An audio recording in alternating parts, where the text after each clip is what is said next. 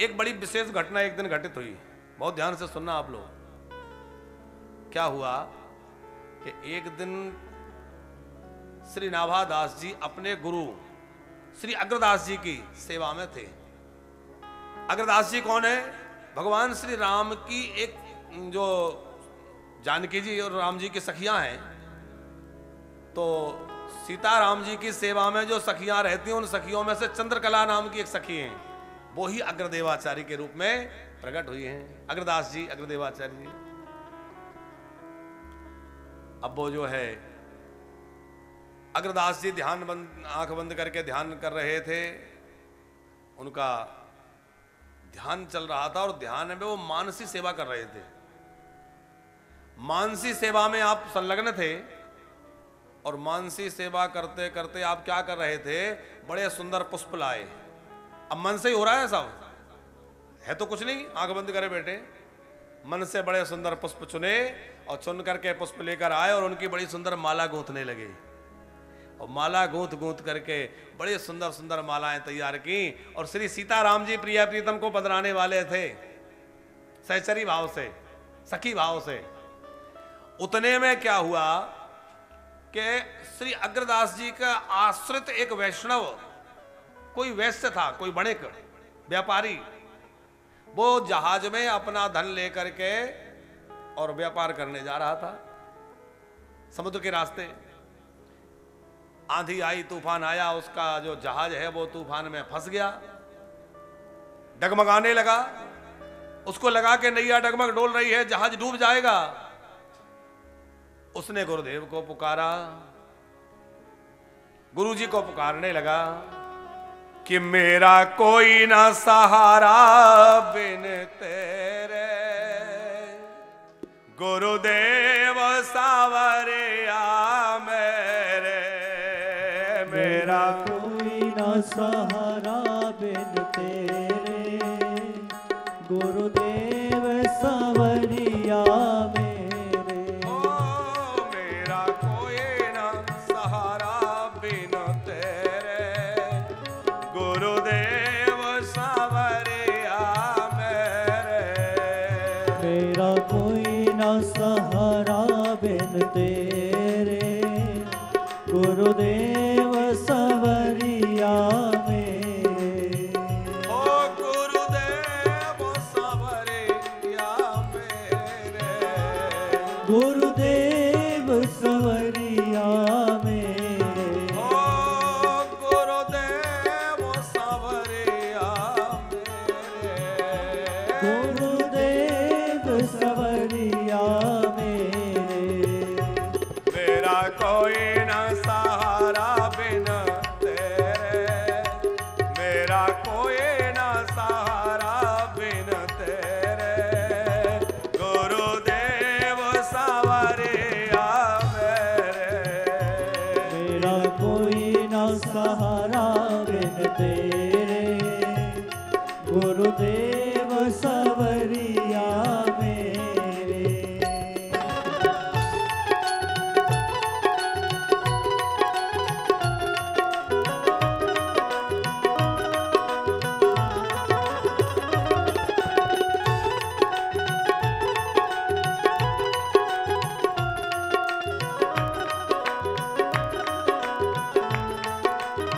जय हो।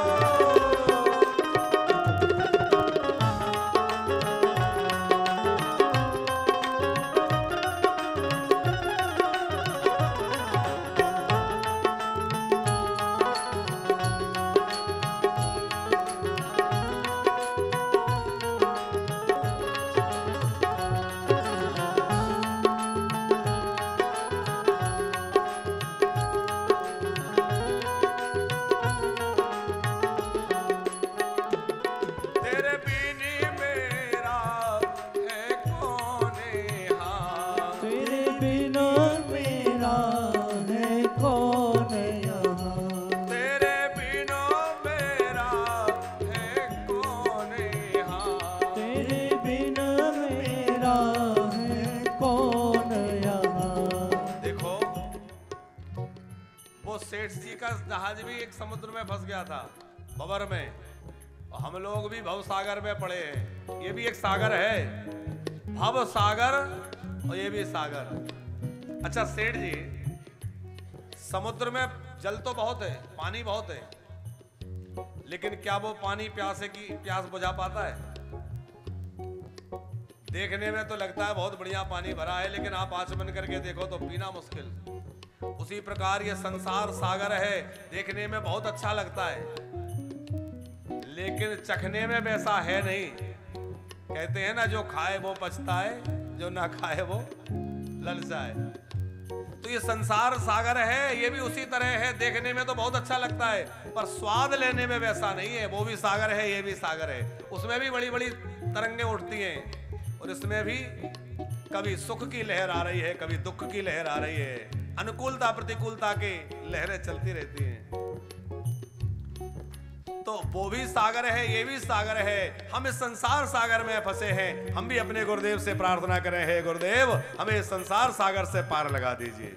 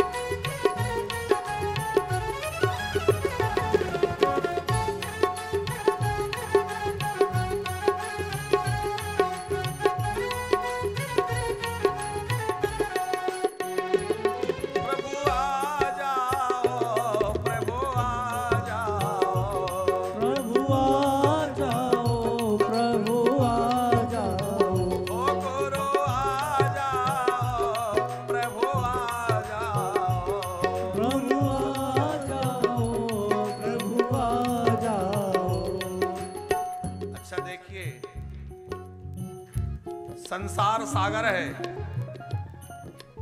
मनुष्य देह जो है जहाज है उस सागर को पार करने के लिए। लेकिन आप विचार करिए कि सागर को पार करना है, आपको जहाज मिल जाए तो क्या खुद चला करके पार कर सकते हैं? आपको जहाज दे दिया, समुद्र पार होना है, खुद ले जाइए। अरे समुद्र छोड़िए, कोई बड़ी नदी हो, विशाल नद है, और नौका आपको कह दे नाविक के लीजिए, आप नाव पकड़िए, ये पतवार रही, आप ले जाइए पार, तो हम लोग ले जा पाएंगे? जाने कहाँ डूबेगी, क्योंकि हमको उसको चलाना ही नहीं आता, जाने कहाँ कैसे क्या होगा। तो नौका तो मिल गई, लेकिन जब तक चलाने वाला कोई कुशल, कोई जानकार व्यक्ति ना मिले, तो बोले संसार सागर है, ये मनुष्य देह नौका है, पर वो चलाने वाला नाविक, वो मल्लाह कौन है? वो है गुरुदेव। गुरुदेव चलाएंगे भैया, तभी वो पार ले जा पाएंगे, वरना हमारी नौका कहां फंस जाएगी, कहां डूब जाएगी पता नहीं। इसलिए गुरुदेव का आश्रय इस भवसागर में आकर लेना है।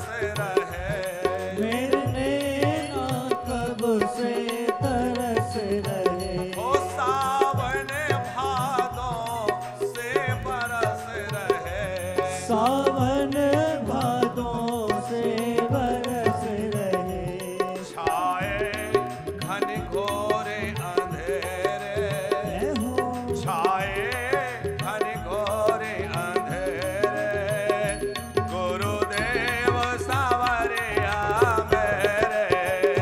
मेरा कोई न सहारा बिन तेरे, गुरुदेव सावरिया मेरे। मेरा कोई न सहारा बिन तेरे, गुरुदेव सावरिया मेरे।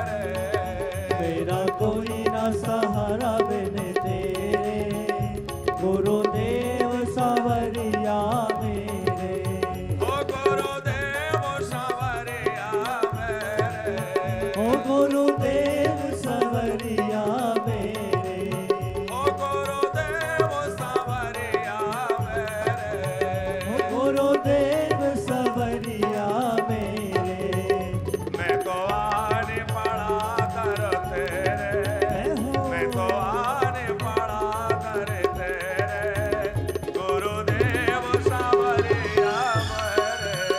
मेरा कोई न सहारा बिन तेरे, गुरुदेव सावरिया मेरे। ओ गुरुदेव सावरिया मेरे, गुरुदेव सावरिया मेरे। ओ गुरुदेव सावरिया मेरे।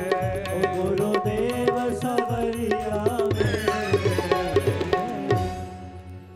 नैया भंवर में आन फंसी, नैया भंवर में आन फंसी, मैं तो आन पड़ा दर तेरे।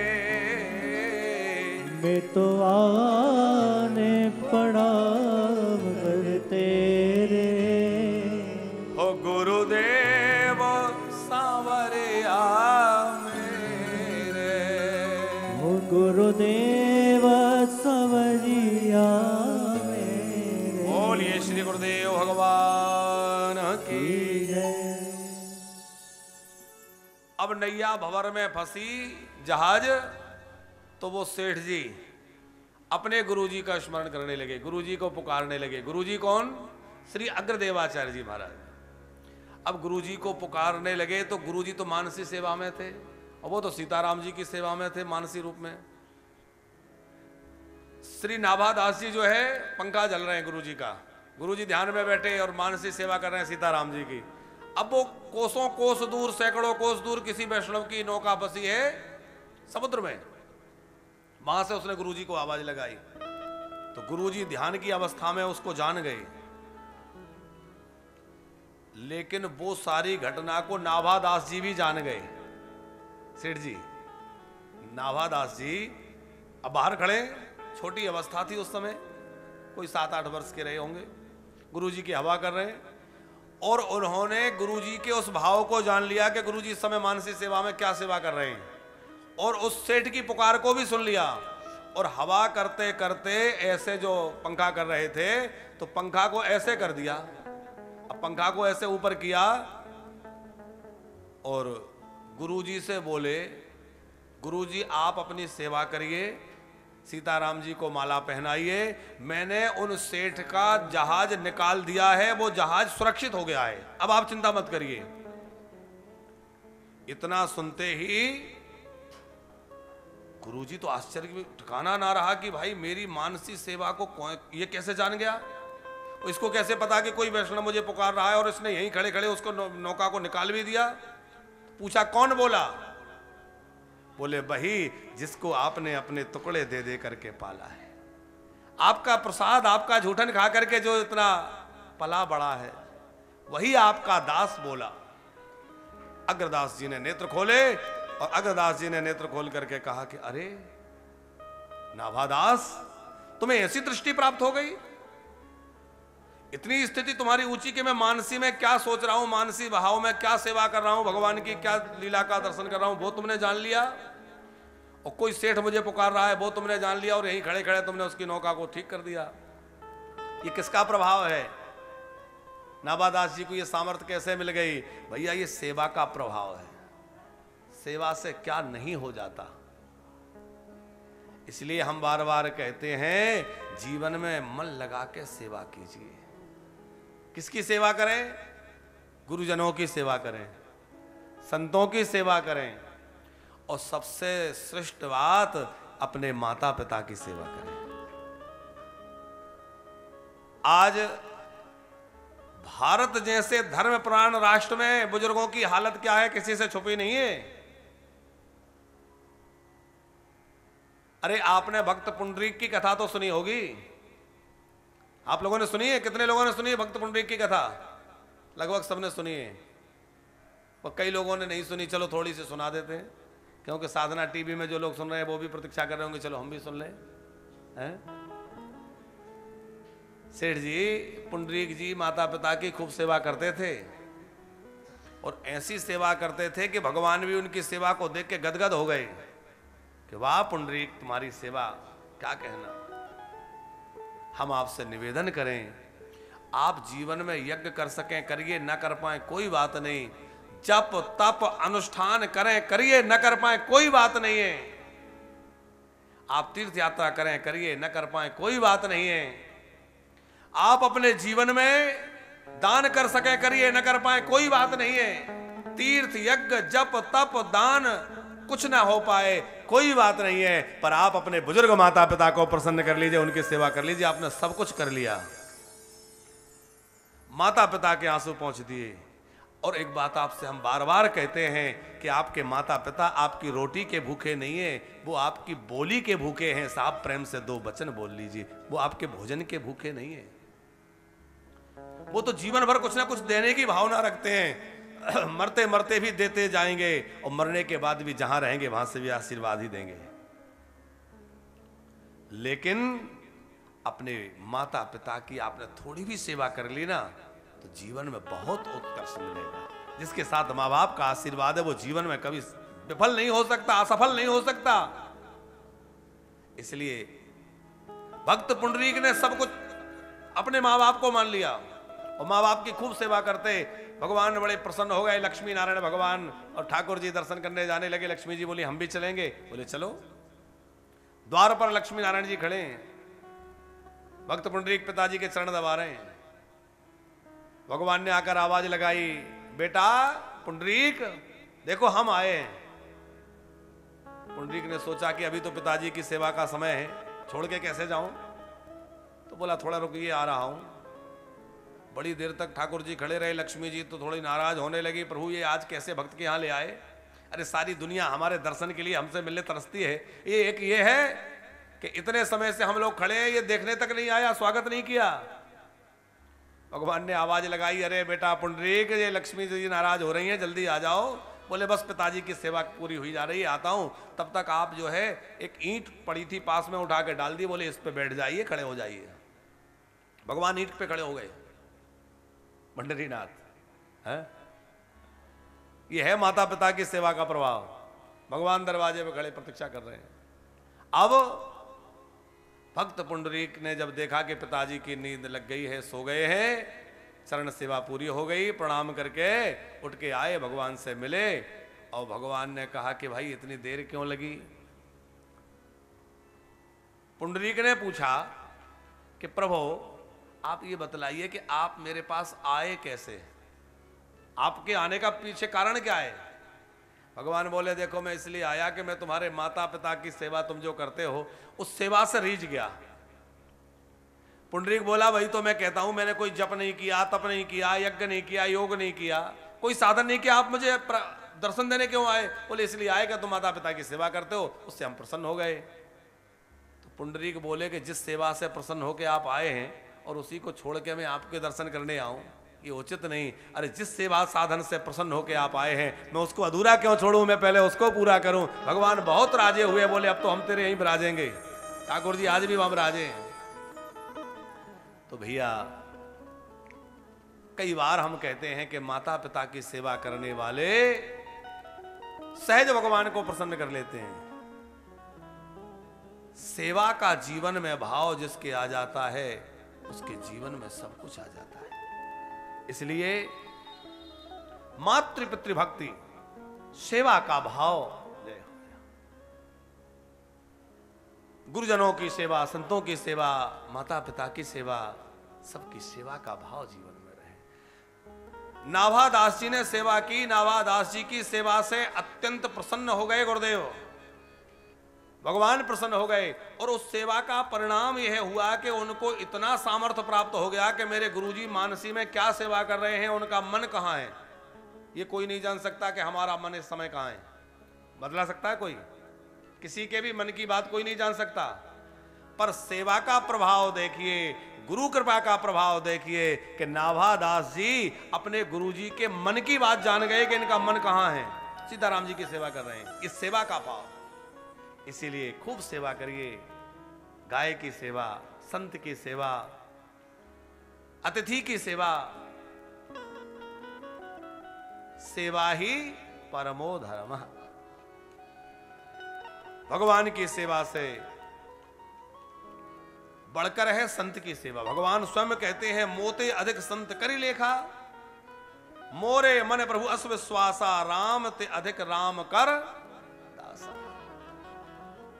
भगवान की सेवा तो करें, पर भैया सचल विग्रह रूप जो है संत हैं इनकी सेवा करें। भगवान की आराध्य उपास्य जो गौ माता है उसकी सेवा करें। सेवा के प्रभाव से नाभादास जी को वह दिव्य दृष्टि प्राप्त हुई। गुरुदेव ने कहा कि वाह नाभा, वहीं से नाभा नाम दिया, इनका नाम तो था नारायण दास, पर कहा तुम तो अद्भुत विलक्षण प्रतिभा के तुम मेरे मन की बात जान गए। तो अब जो है तुमने जिन संतों की कृपा से ये सब प्राप्त किया, अब तुम्हें उन संतों के गुण गाना है। कहीं समझाई बोई हृदय आए, कहीं सब निजले दिखाई दई सागर में नाव को।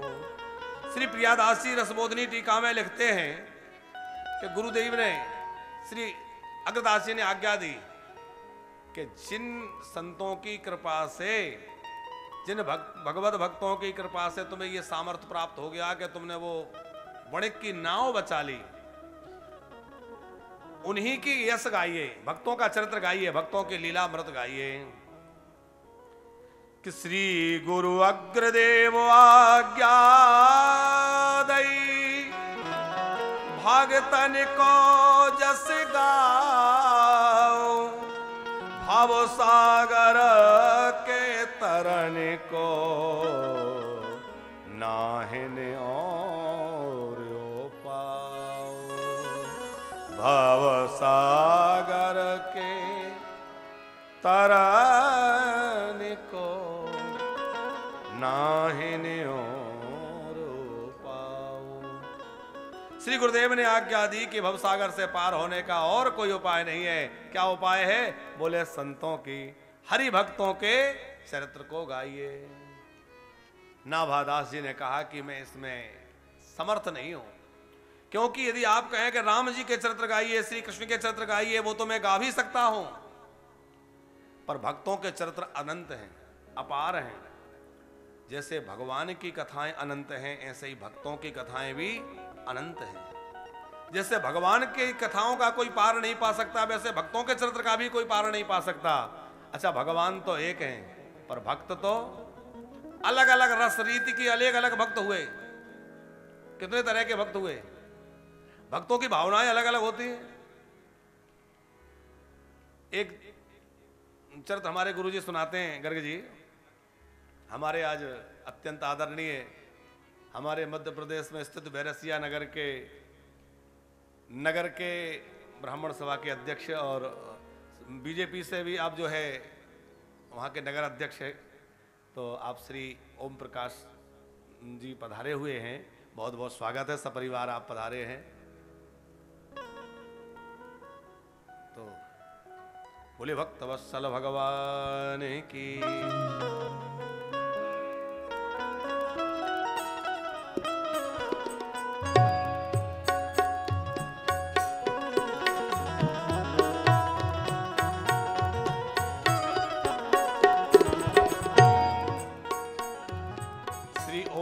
शर्मा जी बैरसिया भोपाल मध्य प्रदेश से बहुत बहुत स्वागत है, सपरिवार आप पधारे हैं।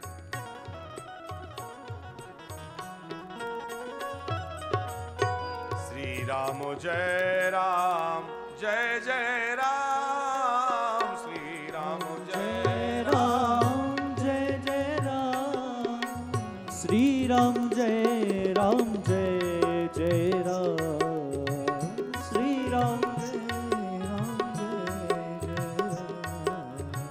श्री राम जय राम जय जय राम, श्री राम जय राम जय जय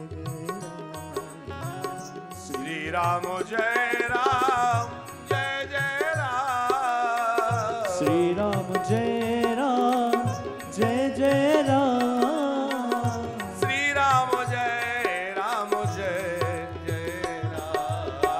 श्री राम जय राम, श्री राम जय राम, श्री राम जय राम जय राम। गर्ग जी, एक संत जी जा रहे थे, उन्होंने देखा हनुमान जी खुले मैदान में एक जंगल में बैठे हैं। ये भक्तों के अलग अलग भाव कैसे होते वो आपको समझा रहे हैं।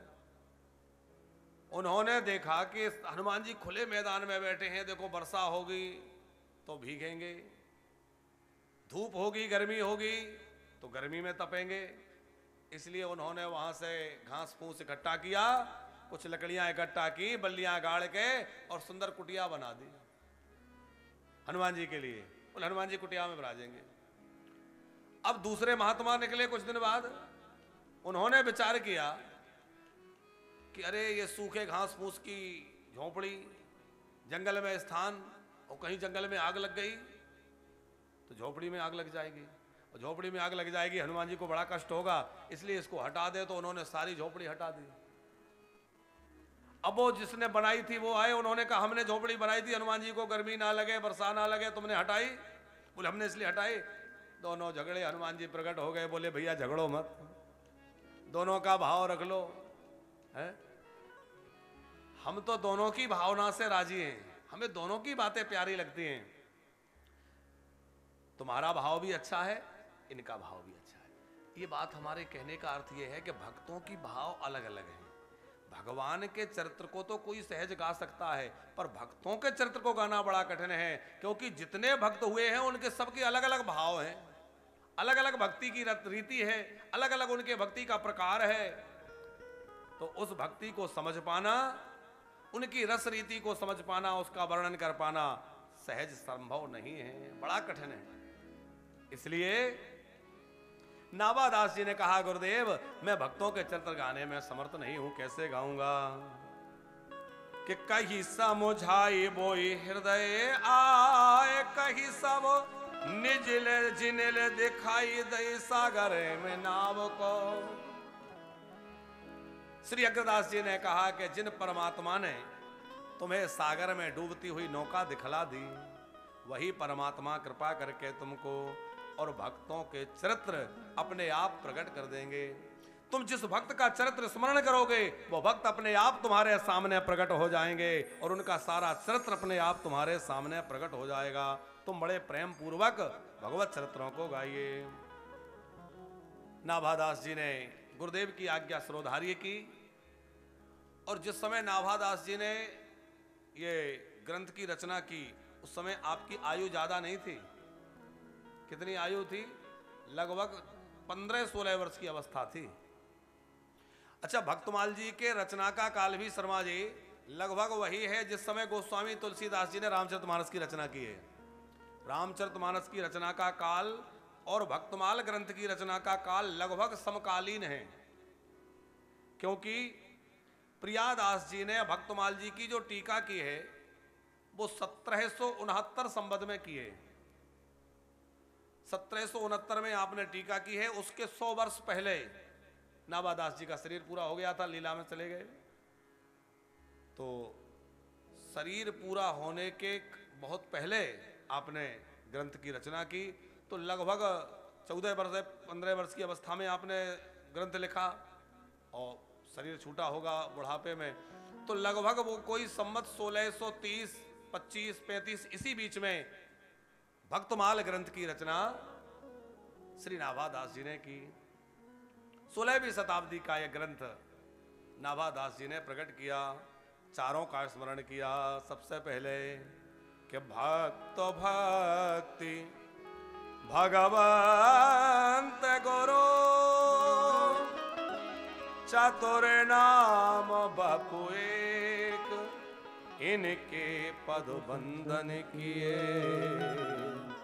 नासत विघ्न आने। इनके पद बंदन किए नासत विघ्न। हरिजन को जस गावते कि मंगल आदि विचारी रही वस्तु न और अनूप। संतन हरिजन को जस गावते हरिजन मंगल रूप। मंगल आदि विचार रही वस्तु न और अनूप, हरिजन को जस गावते हरिजन मंगल रूप। बहुत सुंदर भक्तमाल का आरंभ नाभादास जी ने किया। लगभग 15-16 वर्ष की अवस्था में आपने 108 भक्तों की माला तैयार की, 108 भक्तों के चरित्र लिखे। फिर मन में विचार आया कि माला के ऊपर एक सुमेरु होता है, एक बड़ा दाना होता है ना जिसको सुमेरु बोलते हैं। तो माला में मैंने अनेक भक्तों के चरित्र पुरो दिए, अनेक भक्तों को लगा दिया। अच्छा, नाभादास जी ने किसी प्रकार की सांप्रदायिक संकीर्णता भी नहीं रखी कि रामानंदी साधुओं का ही चरित्र लिखा हो, कि रामानुज संप्रदाय के साधुओं का लिखा हो, वैष्णव मत। 5 जो तरह के संप्रदाय हमारे यहाँ हैं मूल रूप से, गाणपत्य, शौर्य, शाक्य, शैव्य और वैष्णव। 5 में से किसी भी संप्रदाय के हों, जो जो संत जहां जहां हुए हैं, सतयुग में, त्रेता में, द्वापर में, कलयुग में, सब संतों का स्मरण जो है समान भाव से नाभादास जी ने किया। ये नहीं कि किसी संप्रदाय विशेष के संतों को लिया हो, सब संतों का समान आदर करते हुए। इसमें सांप्रदायिक संकीर्णता नहीं है। इसलिए भक्तमाल जी का आदर सब संप्रदाय में होता है, चाहे वैष्णव संप्रदाय के लोग हों, चाहे शैव संप्रदाय के लोग हों, किसी भी संप्रदाय के संत हों, सब समान रूप से इस ग्रंथ का आदर करते हैं। तो नाभादास जी ने सब संतों का आश्रय लिया। भक्तमाल जी में एक पूर्वार्ध एक उत्तरार्ध 2 भागों में उन्होंने लिखा। पूर्वार्ध में तो सतयुग त्रेता द्वापर के भक्तों को लिया, उत्तरार्ध में कलयुग के भक्तों को लिया। अब सतयुग त्रेता के जो भक्त हैं उनकी कथाएं तो हम लोग भागवत आदि के माध्यम से सुनते ही हैं। प्रहलाद जी हुए, ध्रुव जी हुए, द्रौपदी हुई, आदि आदि जो भगवत भक्त हुए उनके चरित्र तो हम लोग कथाओं में सुनते हैं। पर कलयुग के भक्तों के चरित्र हम लोग मूल रूप से सुने। तो आज तो भक्तमाल जी के जो रचयिता नाभादास जी हैं उनका चरित्र को कैसे ब्रह्मा जी भगवान के कोप के कारण नाभादास के रूप में जन्म लिए, फिर उन्होंने किस प्रकार जो है गुरु शरण ग्रहण की, गुरुदेव की कृपा से उन्होंने संतों का चरित्र लिखना आरंभ किया, वो सब श्रवण किया है। कल के चरित्रों में हम लोग श्रवण करेंगे कि किस प्रकार उन्होंने भगवान के भक्तों के चरित्र गाए हैं, और बड़े सुंदर सुंदर दिव्य चरित्र कलयुग के भक्तों के नाभादास जी ने गाए हैं। तो भक्तमाल के सुमेरु हैं गोस्वामी तुलसीदास जी, वो कैसे बनाए उसके चरित्र थोड़ा सा श्रवण करेंगे, फिर हम लोग आगे की कथा में चलेंगे। गर्ग जी, नाभादास जी सोच रहे थे कि भक्तमाल सुमेरु किसको बनाऊं। उन्होंने वृंदावन में गुरु आज्ञा से एक संतों का भंडारा किया। और वृंदावन में झड़ा भंडारा होता है, आपने सुना होगा। झड़ा भंडारा सुना है? झड़ा भंडारा माने एक तरफ से सबका झरा झरा भंडारा किया। हजारों हजार संत प्रसाद पाने आए। उन्हीं दिनों गोस्वामी तुलसीदास जी भी वृंदावन पधारे हुए थे। अकबर बादशाह ने उनको बंदी बना लिया था, वो कथा बड़ी प्रसिद्ध है। वहां बंदरों ने आतंक किया। अकबर जो है समझ गया कि ये भगवत भक्त हैं, इनको छोड़ देना चाहिए, तो प्रणाम करके इनको तो तुलसीदास जी को विदा किया। तुलसीदास जी वहां से विचरण करते करते वृंदावन आ गए। वृंदावन में गोपेश्वर भगवान का दर्शन किया, यहीं विराजे हुए थे। ये तो भंडारे में ज्यादा जाने की चाह रखते नहीं थे, पर इन्होंने भगवान शंकर की आज्ञा मानकर गोपेश्वर महादेव ने स्वयं तुलसीदास जी को आज्ञा दी कि आप उस भंडारे में जाइए।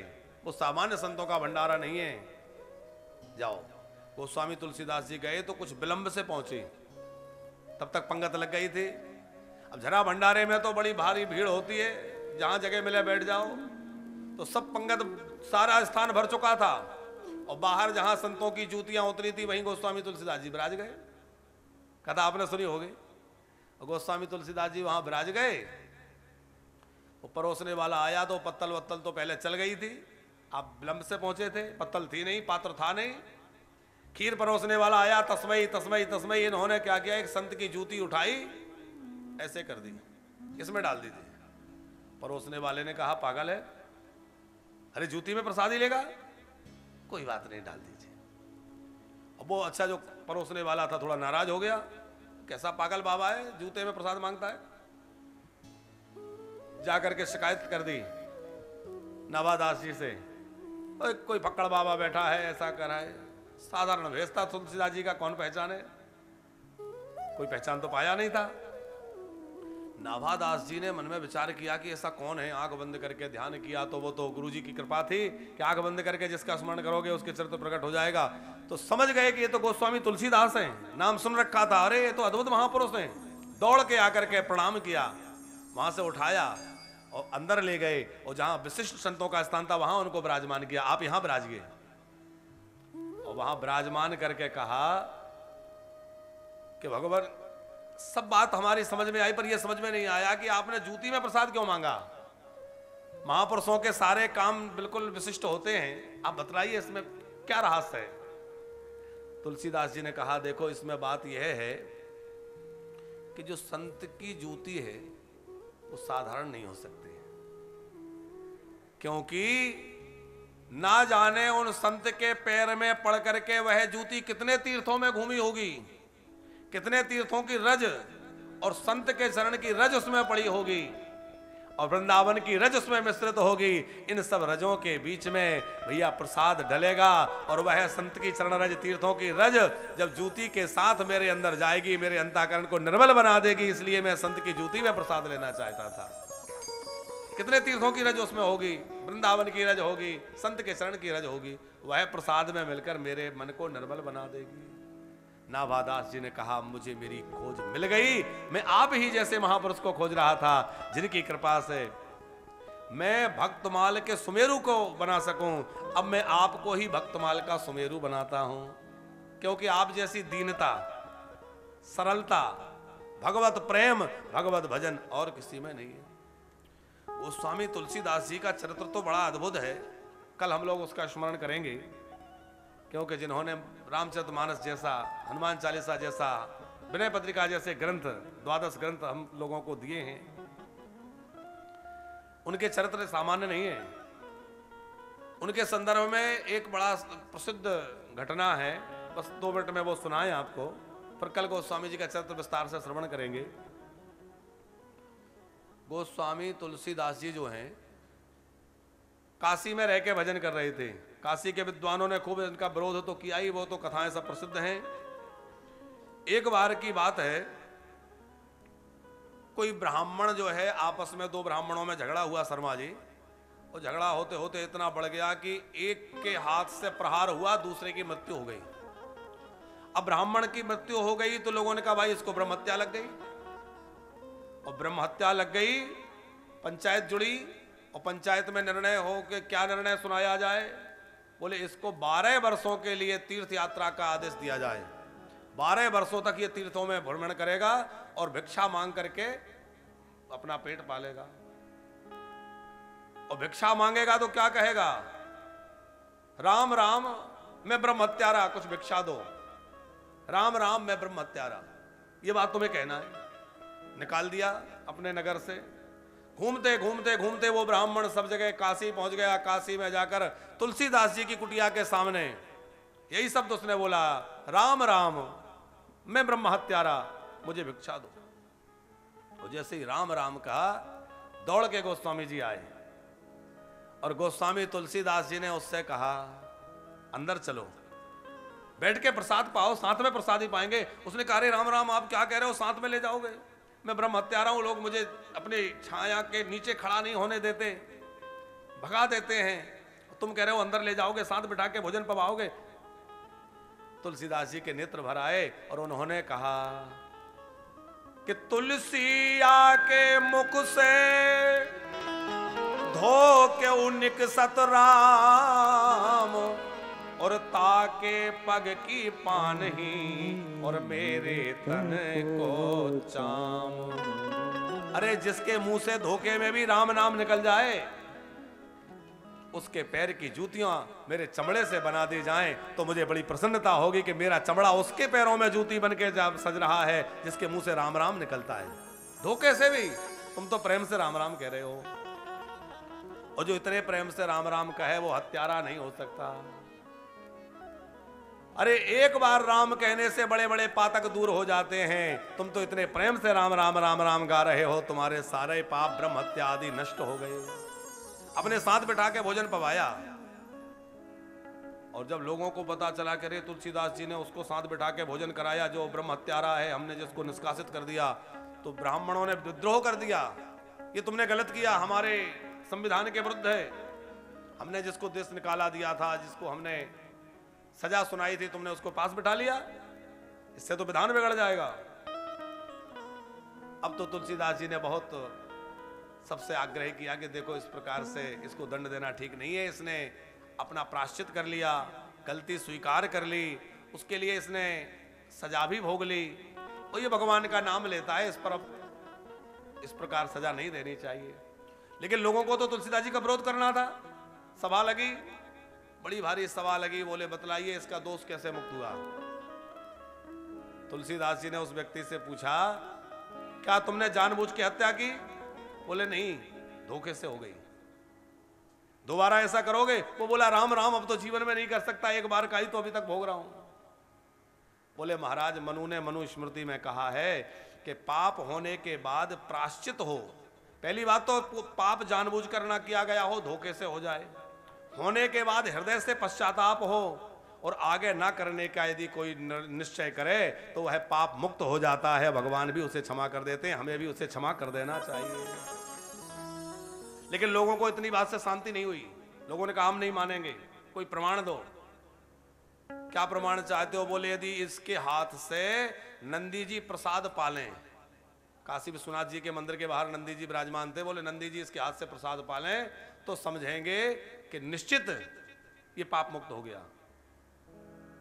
अब काशी विश्वनाथ जी के मंदिर में गए, सामने नंदी जी का स्थान है, नंदी जी विराजे, और जैसे लड्डू ले जा करके और इसने रखे, तुलसीदास जी ने कहा यदि राम नाम के प्रभाव से ये पाप मुक्त हो गया है तो नंदी जी प्रसाद पाले। और नंदी जी जो है बड़े प्रेम से उन लड्डुओं को पाने लगे, सब लोग जय जयकार करने लगे, धन्य है तुलसीदास जी और धन्य है राम नाम की महिमा। तो गोस्वामी तुलसीदास जी तो ऐसे राम नाम प्रेमी हैं, उन्हीं को भक्त माल का जो है सुमेरु बनाया गया है। कल हम लोग तुलसीदास जी का दिव्य चरित्र श्रवण करेंगे। आप सबको ये बात तो विदित है ही कि यहाँ जो भी कथाएं होती हैं उनमें सत्संग की भावना तो है ही कि भगवान की चर्चा हो, भगवान के भक्तों की चर्चा हो, सत्संग हो, साथ में ही यह भी है कि वानप्रस्थ धाम के माध्यम से सबकी सेवा हो। आप सब जानते हैं वानप्रस्थ धाम यहाँ बनाया जा रहा है। हमारे साधना टेलीविजन पर इस समय जो लोग जुड़े हुए हैं तो साधना टीवी पे जुड़े हुए भक्तों को भी पता है कि वृंदावन में वानप्रस्थ बन रहा है।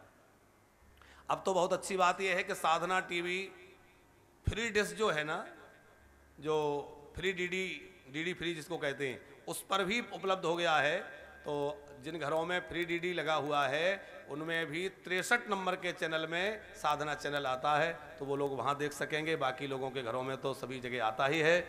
तो वानप्रस्थ धाम जो वृंदावन में बन रहा है, फेस 1 का काम आप देखते हैं काफ़ी कार्य हो चुका है। फेस 1 में ये हॉल तैयार है, ऊपर कार्यालय, मंदिर, कुछ कमरे तैयार हो गए हैं जहां हमारे कुछ वानप्रस्थी रहते भी हैं। हमारे गर्ग साहब यहाँ रहते हैं, सपत्नीक, और भी बुजुर्ग यहाँ रहते हैं। तो वानप्रस्थ में हमारी शशिकला जी माता जी रहती हैं, नरेश कुमारी जी रहती हैं। तो ये लोग वानप्रस्थी अपने अपने कमरे लेकर के यहाँ रह रहे हैं। और फेस 1 में जल्दी ही ऊपर का काम होगा जहाँ और लोग भी रह सकेंगे। साथ में ही फेस 2 का निर्माण, वानप्रस्थ धाम फेस 2, वो भी कार्य प्रारंभ हो गया है। गौशाला का कार्य चल रहा है। देखिए, वानप्रस्थ बनाने के पीछे यही लक्ष्य है, यही उद्देश्य है कि वर्तमान काल में बुजुर्गों के साथ जो विडंबना है कि बुढ़ापे में रोटी कौन देगा, अथवा बुढ़ापे में साथ कौन रहेगा। बच्चों के पास तो समय नहीं है, बच्चे अपने नौकरी के लिए कोई कहीं चला गया, कोई कहीं चला गया। बच्चे बेचारे अपने काम में व्यस्त हैं। बच्चों का भी दोष नहीं है कुछ नालायक जो सेवा नहीं करना चाहते, वो अलग बात है। लेकिन जो सेवा करना भी चाहते हैं उनकी मजबूरी है। अब उनकी नौकरी किसी की बेंगलोर में है, कोई कहीं है, कोई विदेश चला गया, तो वो चाह के भी सेवा नहीं कर पा रहा है। ऐसी स्थिति में उन बुजुर्गों की सेवा कहाँ हो और उनका अकेलापन कैसे दूर हो, तो वृंदावन में वानप्रस्थ आश्रम जो है उन सब के लिए बनाया जा रहा है, जो पूरे स्वामित्व के साथ उनको कमरा मिलेगा। देखो, ये हम बार बार कहते हैं कि वानप्रस्थ धाम जो है यह कोई वृद्धाश्रम नहीं है। वृद्धाश्रम एक अलग व्यवस्था है। वानप्रस्थ का मतलब है जहां आप अपने स्वाभिमान सम्मान के साथ रहें। आपके मन में यह हो गया कि भाई अब संसार से मन भर गया, अब हम लोग वृंदावन वास करेंगे, तो आप ब्रजवास करने के लिए आ जाएं और वृंदावन वास करें। उसके लिए वानप्रस्थ धाम आपके सबके लिए तैयार हो रहा है। आप यहाँ आके उसमें आनंद से निवास कर सकते हैं। आपका भोजन, निवास, भजन आदि का सब प्रबंध यहाँ रहता है। तो भोजन भजन के उस वातावरण में दिव्यता के साथ आप ब्रजवास कर सकें। आप सबके लिए ब्रजवास उपलब्ध हो। हमारी माताओं के लिए भी यहाँ रखा जाता है। हमारी माताएं सब यहाँ रहती हैं जो घर से किसी प्रकार बेसहारा हो गई हैं, बच्चे सेवा नहीं कर रहे हैं, उन माताओं को यहाँ रखा जाता है। उनकी देखभाल, सेवा, भोजन, प्रसाद सब व्यवस्था यहाँ होती है। तो ऐसे कोई बुजुर्ग हैं जो असहाय हैं, बेसहारा हैं, उनके सेवा का भी कार्य यहाँ संभव है। और आप सब लोग भी जो यहाँ अभी वानप्रस्थ में कमरा लेकर रहना चाहते तो अपना कक्ष ले सकते हैं। अब हम लोग कल के आगे के चरित्रों में कल गोस्वामी तुलसीदास जी का चरित्र श्रवण करेंगे। आइए अभी प्रेम और भाव से भगवान नाम संकीर्तन और उसके साथ में ही आरती की ओर चलेंगे। बोलिए भक्त वत्सल भगवान की हमारो धन राधा श्री राधा, श्री राधा हमारो धन राधा, श्री राधा, श्री राधा हमारो धन राधा, श्री राधा, श्री राधा हमारो धन राधा, श्री राधा, श्री राधा परम धन राधा, राधा राधा, राधा राधा परम धन राधा, राधा राधा, राधा राधा जीवन धन राधा, राधा राधा, राधा राधा जीवन धन राधा, राधा राधा, राधा हमारो धन राधा, श्री राधा, श्री राधा हमारो धन राधा, श्री राधा, श्री राधा जीवन धन राधा, श्री राधा, श्री राधा जीवन धन राधा, श्री राधा, श्री राधा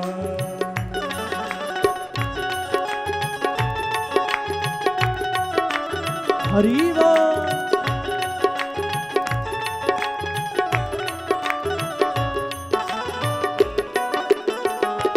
राधे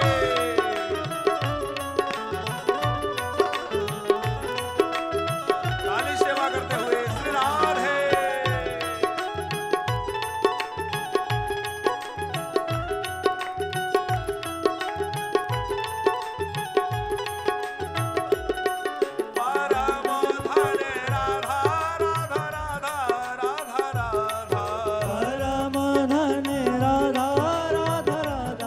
राधा राधा जीवन धन राधा राधा राधा राधा राधा जीवन धन राधा राधा राधा राधा राधा हमारो धन राधा श्री राधा श्री राधा हमारो धन राधा श्री राधा श्री राधा हमारो धन राधा श्री राधा श्री राधा हमारो धन राधा श्री राधा श्री राधा परम धन राधा श्री राधा श्री राधा परम धन राधा श्री राधा श्री राधा हमारो धन राधा श्री राधा श्री राधा हमारो धन राधा श्री राधा श्री राधा श्री श्री राधा श्री राधा श्री राधा बोले भक्तवत्सल भगवान की जय